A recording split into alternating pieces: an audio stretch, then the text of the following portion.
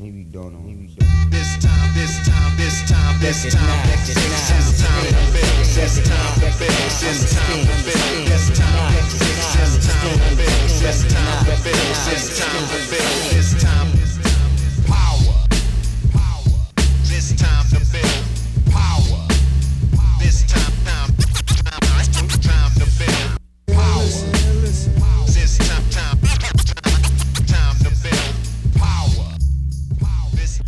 Goals not met. Freedom and Transworld Depravity. I was through the middle crux for the first time from the ground. The hardest moves were behind me, with only a V5-ish mantle and a 12-plus-ish head wall guarding the chains. And it was wet. Not damp wet, soaked wet, dripping wet. I'm still not sure how it got that way. It was dry the day before, and I'd decided to hedge my bets on the better temps and better sleep that I could get. It hadn't rained, but there it was, dripping from the mantle onto my face, mocking me. 50 feet prior, at the big rest before the business, I'd had a conversation with a new friend on a neighboring route. She had read my Don't Squash the Banana essay, and it resonated with her. I hung out there talking to Katie Dannenberg, shaking out, laughing, and generally relaxing, all the while discussing commitment.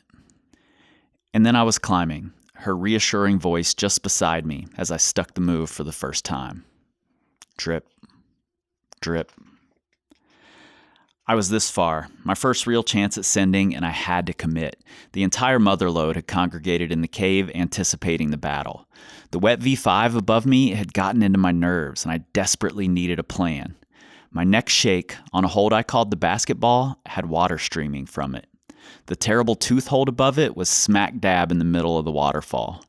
However, I could see that the line of holds outright was dry. If I could just get out there, I could recover on the first two good edges before launching into the final terrible crimps. The mantle had never felt easier.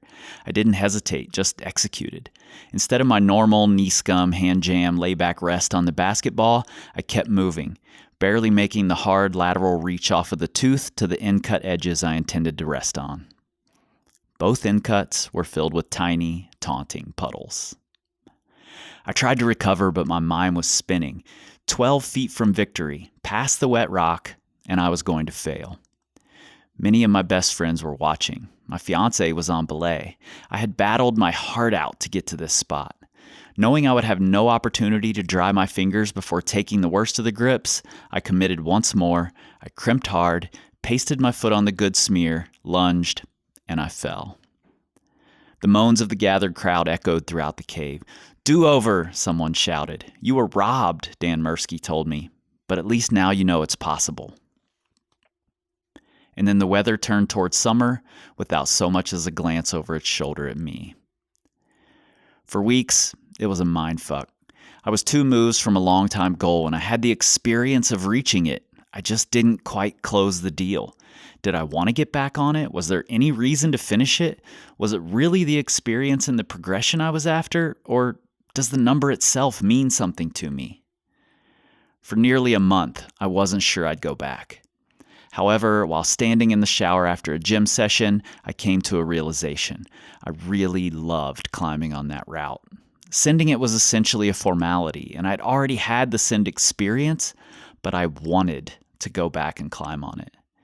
It had long been a goal to climb 514 by the age of 40. As my 40th birthday came and went, several people asked me if I was bummed not to make good on that goal. Goals aren't made to be met. When I meet a goal, I celebrate by moving the bar higher. It's become incredibly cliche to say that it's all about the journey, and I'm not so sure I completely agree. It isn't only about the journey. For me, it's about a chase. It's about being eluded. It's about some chunk of rock showing me who's boss until it decides to allow my passage. It's about reaching past my own perceived limits and realizing that I can change my own perceptions. So, no, I'm not bummed at all. Quite the opposite. 21 days after my random deadline passed, I climbed 514. After 8 years of sport climbing with 65 513s under my belt, Transworld Depravity, a Bill Ramsey masterpiece in the Red River Gorge's Madness Cave, decided that I'd grown up enough, and it allowed me to climb from bottom to top without falling off. In the end, I never had to fight. While I'm usually vocal, this time, other than deliberate breathing, I didn't make a sound. As is often reported, it felt eerily easy. Like I could do it again, and maybe I will. Maybe not. There are cracks to be climbed, hard boulders to do, music to be made, and books to be written, a new life to build. Other climbers still reaching for their ultimate goals to help prepare. So many worthy opponents.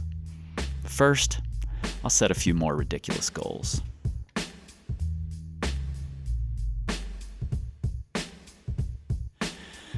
This is one of the first interviews I did for this project, and I failed to ask my guest to introduce himself, so I get the privilege of doing so. Lee Smith is a fiercely proud father of 2 girls. He's a doting husband to a superhero partner, and an important cog in the Red River Gorge climbing ecosystem.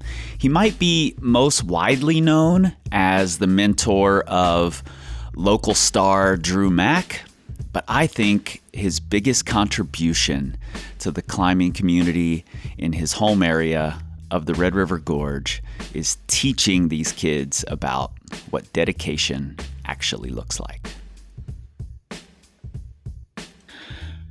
Man, I didn't assign any of these really, but I really wanted you on this conversation,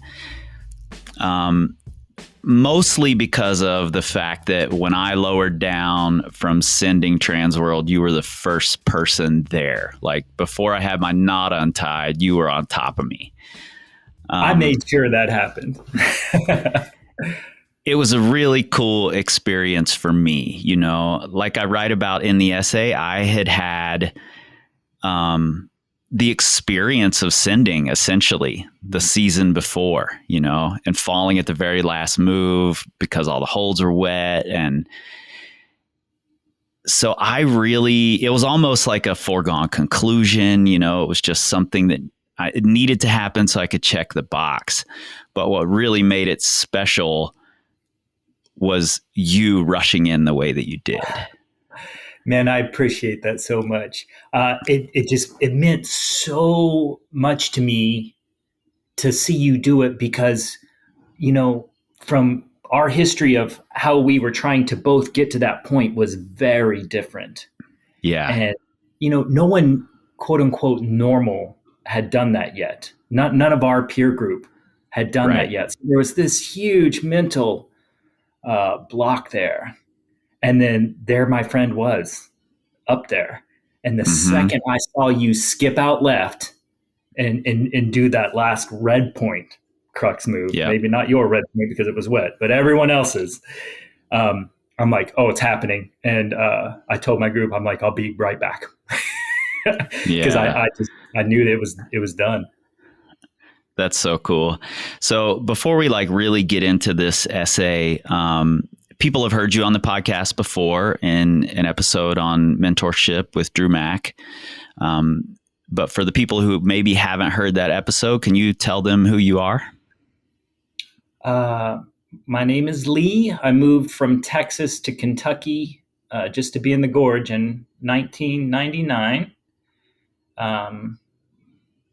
My relationship with Drew was just that he was this kid that one of our friends was like, hey, can we take him out one time? And I said, absolutely. And he was this cute little kid. And I said, anytime Robbie and I go out together, please feel free to come with us. And that was it. Drew stuck around till the end.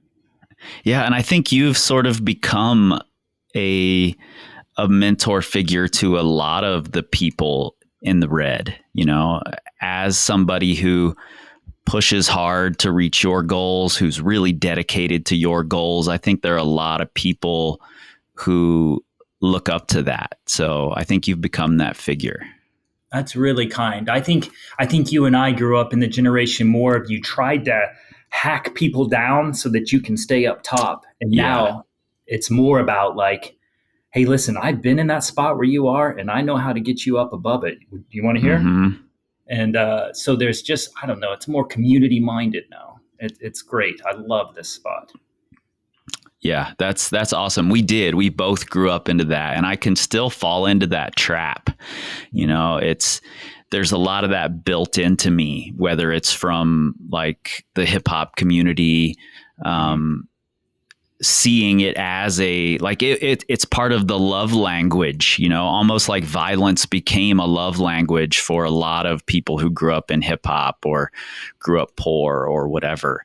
The males in general, a lot of our love language has become violence, you know? So I think it was born out of that, and I'm definitely still trying to pull myself completely out of that.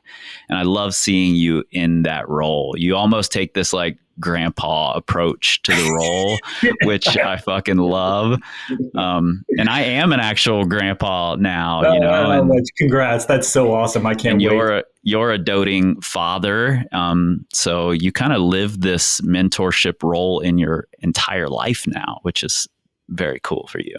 I do like it, and I'm really appreciative that this community let me have that role for a little bit, at least for some. Yeah. So one of the other reasons I wanted to talk to you about this chapter in particular, is like I said, I just asked other people like, hey, do you want one of these chapters? Which one's good for you? And then I saw this one, and I was recording this one and thought, I need to talk to Lee about this one because of your, you know, you've had this long-term project that you've been really heavily dedicated to, and recently have had to make this decision. I need to have this surgery on my shoulder, so I might have to let this project go, you know? And I don't know how you're feeling about that right now. I'm sure it's just this mind fuck, constant, you know, emotional roller coaster. Talk to me a little about the project and having to come to that decision.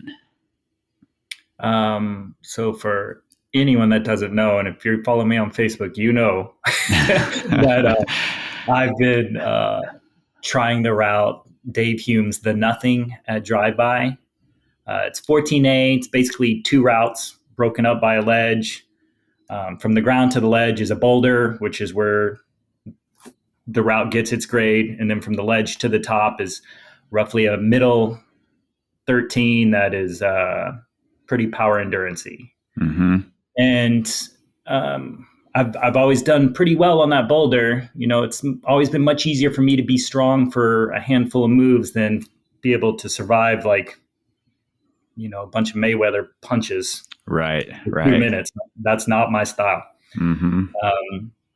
So I've just been working through that, and each season closer and closer. And I've had some close calls, but at the same time, my shoulder has been deteriorating.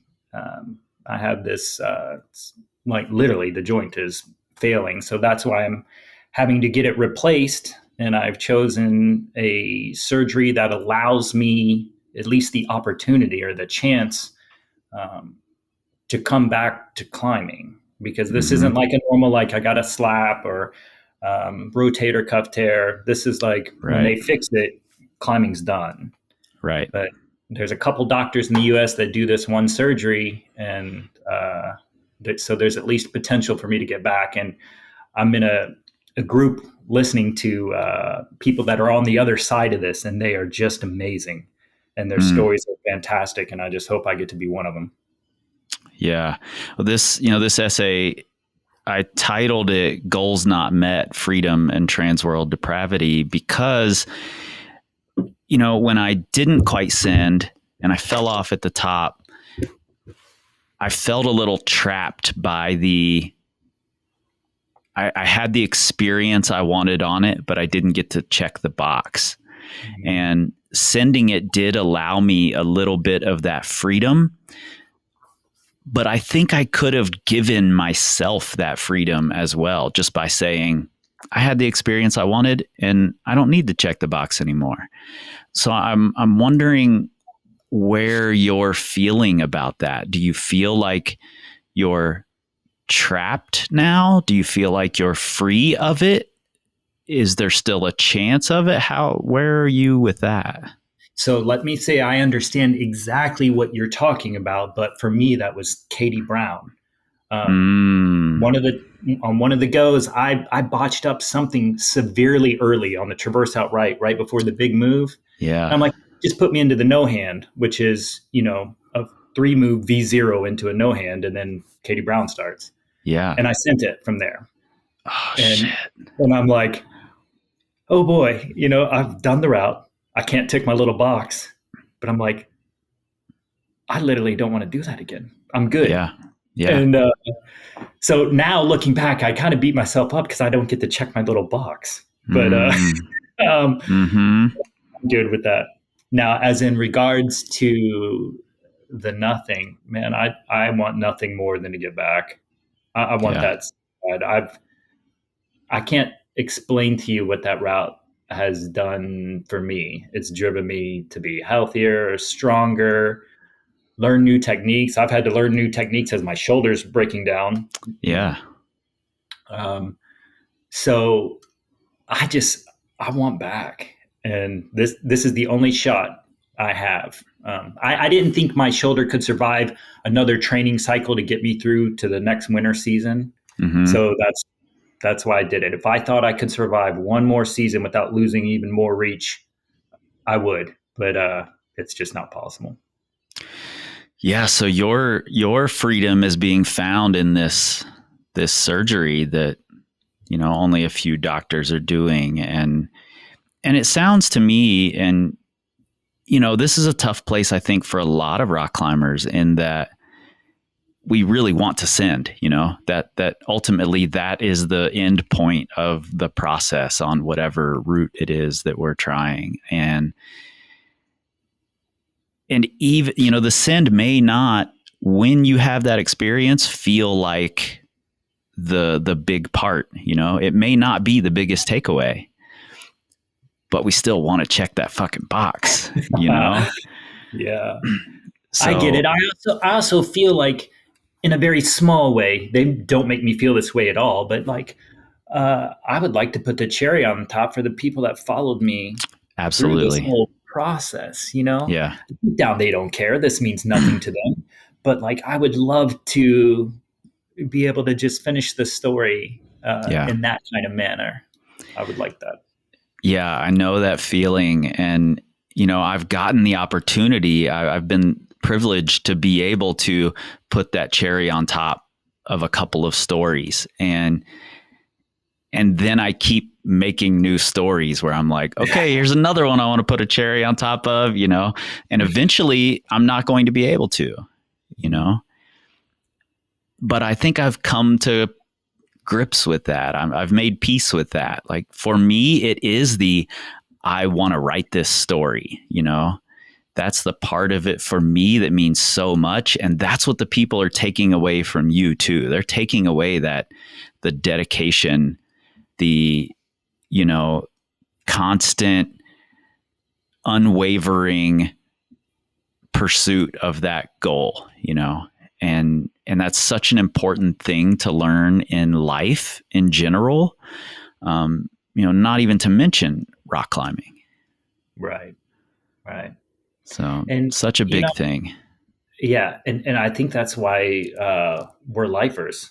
We do this and, for our decades in this sport, but also if you look at the other parts of our lives outside of climbing, these personality traits that we have and that the other lifers have, they're there as well. Mm-hmm. Well, Lee, something that, I admire about you a lot is that I have this memory of being in the gym with you in Louisville. My daughter was there. Oh, yeah. She said, come on, Dad, or something like that. And you picked up on that immediately. You were like, wow, that I can't wait for that to happen to me, to have this kid, this little human that I love to cheer me on like that. And I've watched you get to become a dad over these years and get to come into this role of mentor in the Red River Gorge climbing community. And I so much admire how you've taken all of that on while continuing to push for your own goal. Well, so many people let go of their own goals when they're in that position. Right. And I get it because, the mentorship takes a lot of focus, and no doubt. And it's truth to say that you're going to have to give up some of your stuff if you're going to mentor, Yeah, absolutely. And so it has to be worth it for you. And it's worth it to me in general, but with Drew specifically, it was incredibly worth it. Yeah. Yeah. And look what that kid has done. Oh my God. He's not a cute little kid anymore, but he's crushing rocks.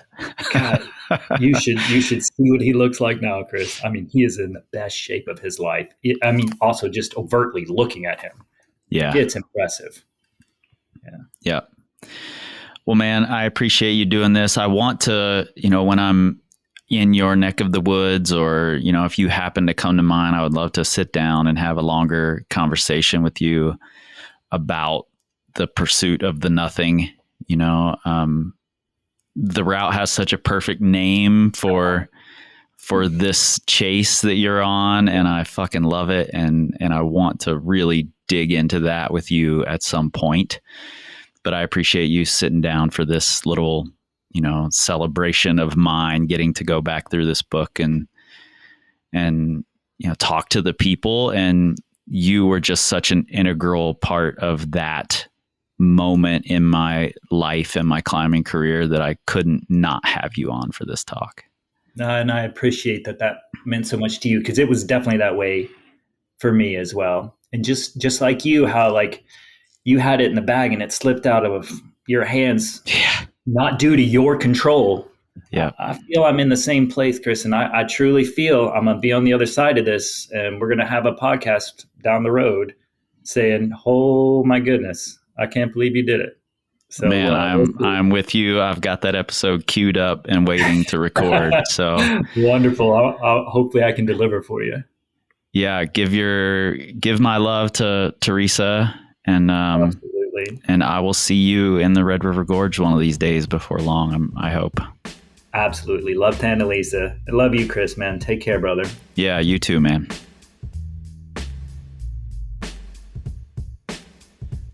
Tomorrow, afterward, acknowledgements, and a bonus conversation with illustrator Brendan Leonard. We don't tweet, we scream like eagles. This time,